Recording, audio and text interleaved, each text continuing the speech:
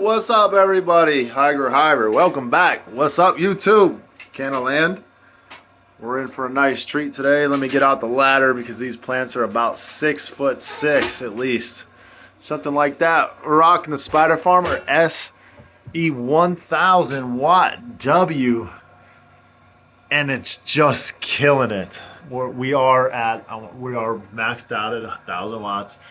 Married to a light mover. Adjusted drive 4.0 there. You can see right there. Right there. I love where this grow is going right now. Day 28. We've got a lot of growth between day 21 and day 28. Is a lot happened. They've just, the girth, the height, and the whole stature of the plant is just much more robust than it was just a week ago. So you can see where we're at. I'm watering every single day. We're at about 15 gallons. I'd say about 15 gallons of water a day. These are 10-gallon fabric pots down here. When I went into this grow, I didn't anticipate these girls, getting so big.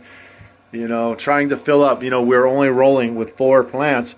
We're filling up almost a 12-foot wall here. I want to say it's like 11 feet plus, almost 12 feet. But this light alone is 48 inches by 48 inches. And I'd say we're extended a foot on that side and a foot over here. So we're definitely running a 6-foot wide canopy to the edge of this canopy here. So, and even then, just the ambient light, the light leak that's just bleeding over from the fixtures, just growing some pretty good buds just here on the sides. It's a really good light fixture. It's a really good setup. I'm happy with the outcome of this. Daddy like. It's money in the bank. All right. What is it saying? I wish the pots were bigger. I wish there were 15 gallons. They're not. 15, 20-gallon fabric pots. It's, filling up the whole room with 4 plants. It's not so much a challenge. It's just, I kind of played around with this grow in the beginning, kind of just goofing off. I had some ideas for video content, and it was fun, but ultimately it just kind of sets you back a little bit. So whenever you get set back, or you just push things off, plants just continue to get taller. So I'm not really worried about the height. The height is great. I am maxed out at the ceiling when it comes to that light fixture right there. Although these girls aren't growing any taller. The buds are definitely just, they're turning into little Hulksters. They're gaining some weight, and you can clearly tell. Look at these, just crazy beast mode, baby. Woo! Freaking things are looking great. Man, this is freaking pancakes everywhere up in here. Oh my gosh. As far as the eye can see. I'm having fun with this grow. This grow was, I set this up for entertainment purposes. I wanted to see, it was a test, because obviously I've been performing really, really well with LED lights. And if you're interested in the lighting that we're running here, don't forget to click down in the description below. Check out all the lighting equipment for yourself. There's also discount codes there. You can go straight to the manufacturer, straight to the website. It's actually cheaper than Amazon. Save yourself a ton of cash. Just use the discount code provided. I think this might be the key. Setting up this light fixture. This whole room was set up as an experiment, and just to see. It's been so long since I've run a light mover. The last time I ran a light mover was like 10 years ago. And I was still running HID equipment, and I'm telling you, it was pointless back then. I ran one light on a light mover, like you see here, and I basically got half the yields as I normally would have, just running 2 stationary HID lights. So you got to remember, it just pounds it right here, and it bleeds over here. So nothing's ever really sleeping on this side. We still got a lot of ambient light coming over here on all these colas. Look at this. That's like a Godzilla canopy. Wait another week. You're gonna be freaking impressed if you're not impressed right now. But back to the experiment. I really wanted to see what a bigger LED light could do, kicking out more watts, more par per square foot. Just married to a light mover, and we're doing really well. So, technically, if I was running two stationary if I was running two stationary fixtures, just divide the total wattage consumption by half, we'd be at 500 and 500. Are you kidding me? Man, that's how good we're doing here. Just think about that for a second. I know we're moving one light around, but essentially just divide the room by the wattage. 1 and 1. We're basically running 500 watts here, 500 watts there, and you can see how well it's looking. That's kind of in my mind that's the analogy that my brain just comes up with, and it works for me. Okay, if it doesn't work for you, that's fine. If you got something more scientific or detailed you want to throw out there, throw it out there for me. Just because I don't reply to every single comment doesn't mean I don't read every single comment. I do read every single comment, guys. I need I'm not even close to being towards the bag. I'm so happy about this right now. This grow's turned out amazing. Where are we at with the fertilizers? Well, we're running a bloom base. We're running a bloom base, a flower base at 500. I'm running a silicate on top of that, and that's it. So we got a bloom base, a flower additive, and a silicate. And I've pretty much only run the flower additive for 1 week. 1 week. I probably started it before day 21. So I ran it for 7 days. I don't do things by week, guys. I just kind of come in and go, yeah, they look like they could use a little bit of boost. Let's add some flower additive. All my flower additives are just PK boosters. It doesn't matter which one you use. They're all very, very similar. Dry PKs are going to be typically more higher in phosphorus and potassium, and liquids are going to be lower. So I like to stick with the liquid PKs.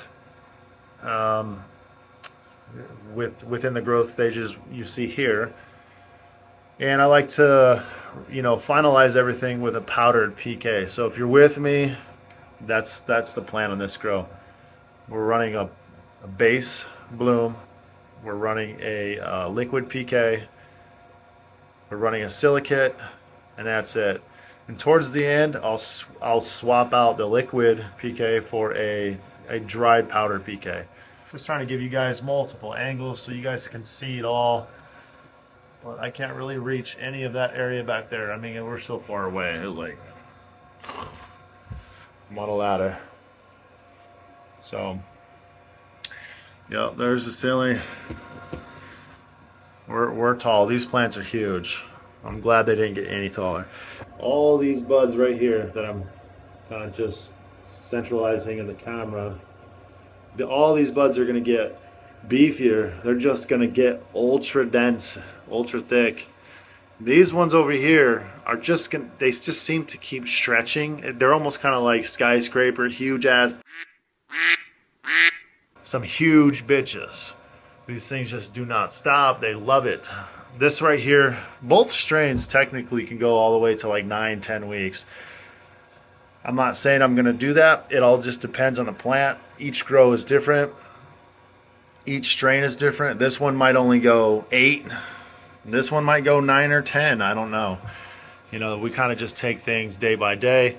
Once we get to that point, and just have fun with it. Just don't stress out about it. I know a lot of people stress. I'm at week 7, or I'm at week 8. I'm at week 2. What do I do?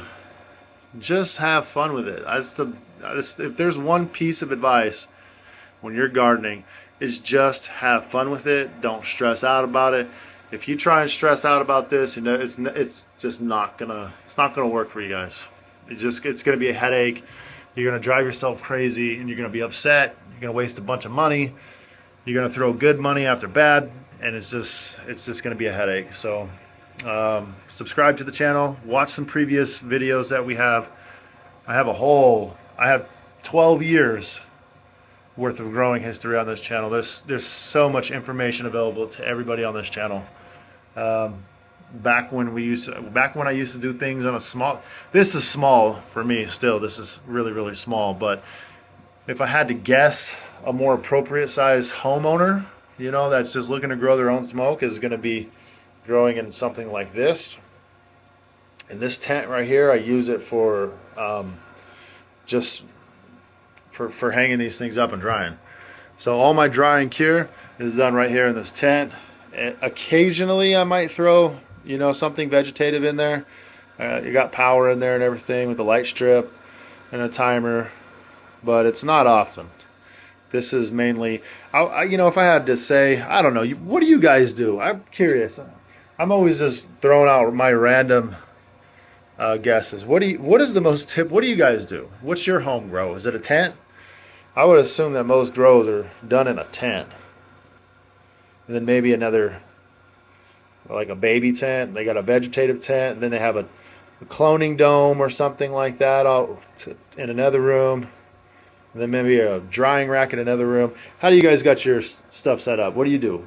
I want to read some comments on that. Would you say the most common home grow is this? Because this to me is like probably the most common home grow. If you're looking to, if you're looking for the best bang for your buck or the best bang for your time, this is well worth it. You got to remember, no matter what, you can stick this fixture in here, okay?